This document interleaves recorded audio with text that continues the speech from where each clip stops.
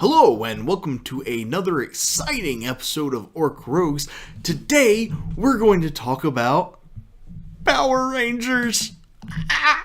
It's so exciting. Okay, so after the whole post-credit scenes, there's been a lot of discussion about what's going on with Tommy in the next movie. Oh! No! You're welcome.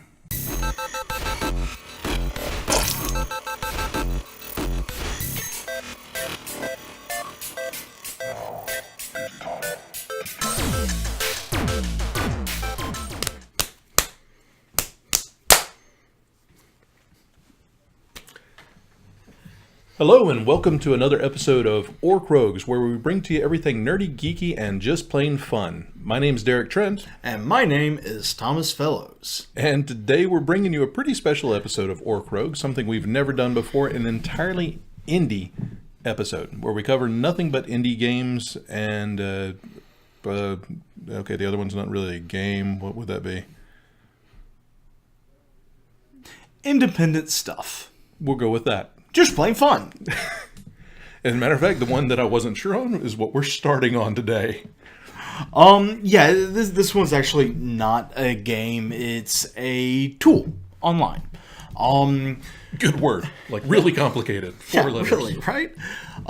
This, of course, well, not of course, is Inkarnate Worlds. And what this is a map designer for tabletop RPG games like Dungeons & Dragons, where you can go in and essentially create your own land, continent, world. And it is beautiful. Yeah, I saw the map where you sent me a map that you had put together. What's the interface like on it? It's surprisingly simple. It has a few basic tools. One to where you can say, okay, land goes here, and then it's kind of like paint. You do your outline, you color it in, and then you go in and add textures, then land masses and cities or whatever you need, trees, all that stuff, mountains, and it is just beautiful when it comes out. Yeah, one thing we learned, for those of you who don't know, and I'm not jumping ahead, but we're working on designing our own RPG at the moment. And one of the things that we ran into is that neither of us are incredibly artistically inclined. And maps are harder than you would think. You know, just doing them like in paint and all that. Yes, it's doable, but it's not that easy, man. If you don't believe him, go open up a copy of any of the Lord of the Rings books and try to replicate it. Yeah, not directly replicate it. No. I mean, like, no, you can even come up with your own little landmass and all that kind of stuff and draw it out. You know, will not be as pretty. No, it's actually really difficult. So this Inkarnate Worlds basically just makes that easier. Incredibly so. Nice. It is in beta right now. They're still working on a lot of development. Have some new features coming out on it very soon. It could be. I would pay for it as is now. That is how strongly I feel. It is a wonderful tool. And right now it's free, right? Right now it is completely free. I'm not sure if it will remain that way. If it doesn't, I would have no problem paying for it, like I said before. Yeah. And I believe plenty of other people would feel the exact same way. Yeah. Pay for like a subscription to be able to save your maps and get extra tools maybe. That sort of thing would actually be really nice in this. And if you're into tabletop RPGs or anything that requires you to create an original map for a fantasy world or anything like that, you need to check it out. It's Inkarnate with a K.com, and you'll love it. Guaranteed. Yep. Maybe not guaranteed. But yeah, there's always that one. Yeah, yeah, I know, right? I didn't like it was so easy. People are stupid. I can draw a map. Thought I could too. Anyways, we also have a couple of games to talk about. Now, these are indie games, so you've probably never heard of them before. One, I am almost certain you haven't. Yep. If you have, props to you. And that is Heroes of the Monkey Tavern. Oh, man. This game... Okay. Actually, all of these games, really, the ones that we're going to be covering today, are like throwback games. You know, they're tossed back into like the 1980s, 1990s style of game. And the Heroes of the Monkey Tavern, the trailer that you showed me just hooked me. It was... Yeah, I want to be nice, but the I don't think you have to be nice. Man, the trailer's just rough. It's so bad. It's funny as heck. This whole time, I mean, like, and we're like in a little bit of a disagreement because you believe that they're going for a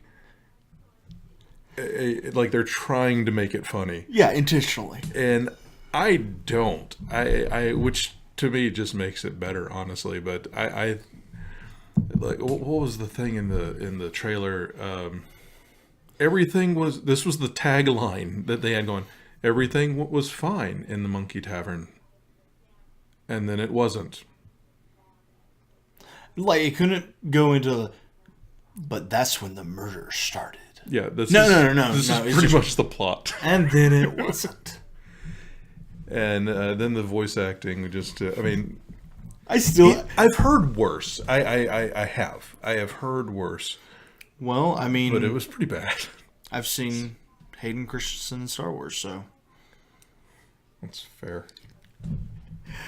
Some of the lines felt like they were scripted to be funny. There was a couple of kind of like you were talking the other day. It's a boat. I go fishing in it. Yep. Some would say it's a fishing boat. Right. That sort of thing. See, it's so subtle in this, though, that I can't tell. Yeah. You know, like, I don't know if they're trying to be funny or if they are just, you know, legitimately not a talented writer. That's not to say the game isn't worth playing, though. You know, I mean, it's gotten some, I mean, the reviews on it currently are pretty solid. Remarkable. It's like 8 out of 10 currently on Steam. And it does... not bad. It does kind of need saying that this is heavily D&D inspired. Yes. Incredibly heavily. And it's an interesting concept, the whole party system. It's an old concept. It is, but they did change it up from older games like that. And yeah, it could just be the most amazing game ever. It's just... Yeah, you know, I actually played a game very, very similar to it. Mm-hmm. And I cannot remember it. I mean, it's been 30 years, you know, I mean, or pretty close to it. And so I don't remember what the game was, but I remember it was very similar. This game is basically like a square by square little dungeon crawler sort of thing, a first person view with 4. Is it 4 classes that you can have at any time? It's 8 classes you can choose from, and a party of 4. Party of 4, okay. Yep. But I mean, it actually looks like it might be fun. It's $10, $9.99 I think on Steam currently. Yep, $9.99. And I might grab it. I don't know. There is a free demo out. Oh, yeah. Well, so then I'll probably try that. There's that.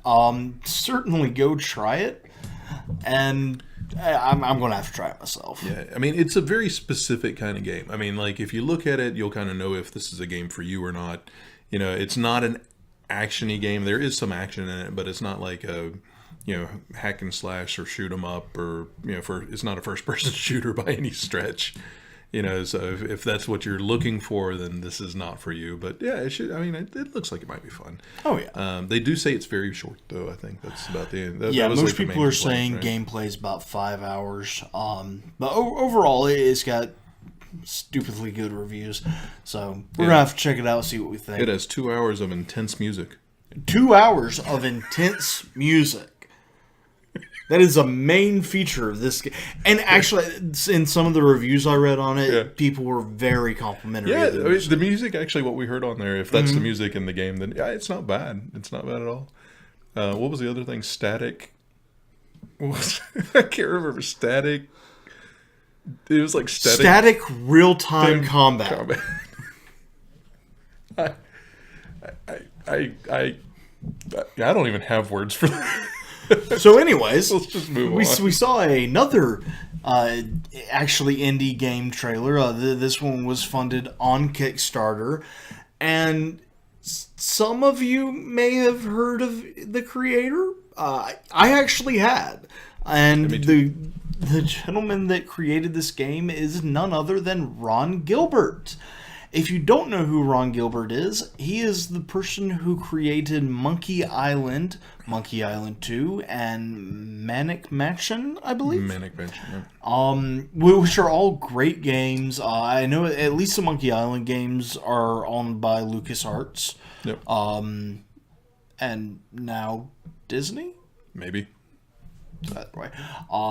EA, maybe, actually. I think EA might have ended up. Anyways, but they were made under the LucasArts name, and then he decided he wanted to make another point-and-click style adventure in the style of those old Sierra-type games that we've talked about before, and just make it for console, computer, whatever you could possibly play it on, which is cool because Monkey Island and Monkey Island 2 were actually re-released on console and did really well. I actually did not know that. Wow. In fact, I've been seeing the name of the game, Thimbleweed Park. We skipped it. We completely skipped it. Thimbleweed Park is the name of the game, yeah. I've been seeing ads for it on the Xbox home screen. So clearly they raised plenty of money on there. If they're getting ads there, I'm sure they are, yep. And it's actually from a big name maker. The trailer is hilarious. Although they do say that it's not specifically a comedy like Monkey Island was. So it has some funny stuff in it, but it's not meant to be like silly, kind of Monkey Island-y silly. It will be silly. There will be silly parts. I guarantee. Oh no, they're just saying that it's not focused on the comedy as much. But apparently they are doing the classic. Yeah, I think that's mostly Ron Gilbert. Fourth wall break, which happened a lot in his games. Mm-hmm. And I you know what. Yeah, I want to play it. I do. Me too. And this game is on everything for $19.99, $20. I think so, but it's not in the Android store. It is not, and at some point it either will be or will be available for purchase through another type of app store for mobile. Which is awesome. I think there is an APK file on it, file for it. But I mean, I couldn't we were looking at it today, so I looked for it and I couldn't find it right out. At least not a clear. This is where you get it for Android. So I'll probably just go through Steam and pick it up there. It's $19.99, so it's not the cheapest game in the world for a point and click. But it's also not an incredibly expensive new game. Yeah, and it's also it's Ron Gilbert again. This is. It's quality. It's a quality point and click game. The graphics are are they 8-bit? It's not quite 8-bit. No, 16 maybe. I don't know. Yeah, maybe. It's like old style graphics. This is an old style game. This is a IGN. I'll go ahead and say it, but it's I won't quote. It's like a 1980s game. It's like a 1987, 1989, kind of thing, brought into 2017. Is essentially what it is. And I think you'll enjoy it if you like adventure puzzly games. This is definitely one. It's got how many playable characters? 4 or 5? Multiple? At least 4. I believe 4. And throughout that, there are times where you literally, to get past a puzzle, you have to have one character way over here doing something specific, another character in a completely different area doing something specific to solve the puzzle. And I think it's gonna be a little tough. And I will go ahead and tell you that Monkey Island had some of the hardest puzzles in a point-and-click game ever. There is one of those puzzles that if you do not have a walkthrough, you're not getting through it. It is that difficult. And hopefully these will be beatable. Unlike the stone wall in King's Quest VI that you had to climb. And if you didn't have the game manual, you couldn't do it. Really? Yeah, they used to do. They used to do little things like that to help with copyright, and pirating. Okay. Where you had to have the game manual. King's Quest VI. That's just mean. Yeah. Oh man. Yeah. King's Quest VI had a stone wall that you had to do exact stones to get up the mountain, and it would change to where you had to start with a certain configuration on the wall and reference that in the game manual and go from there. There was no way of getting around it.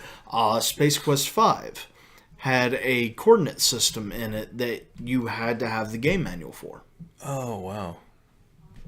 Yep. Actually, you know what? I remember a similar game. Although I mean, it wasn't a similar game. It was a similar protection-y sort of system in a really old space flying game called Mantis, which was amazing, and I can't find it anywhere. It's just so. And I hate when that happens to games. Yeah. They just go completely away. This game though, I remember this was like old style floppy disk game, and it took like, I don't even know. It was like probably 20 of those stupid things to get this thing loaded. That sounds about the right time period for that. Yeah. King's Quest VI, Space Quest V. Yep. That was it. It was just a whole bunch of those things. But I do remember there being like at least one thing in there that you had to reference the game manual. Although this one was like to play it. Like every time to log in, there was something you had to punch in, and it was on. It was, I'm glad they don't do that anymore.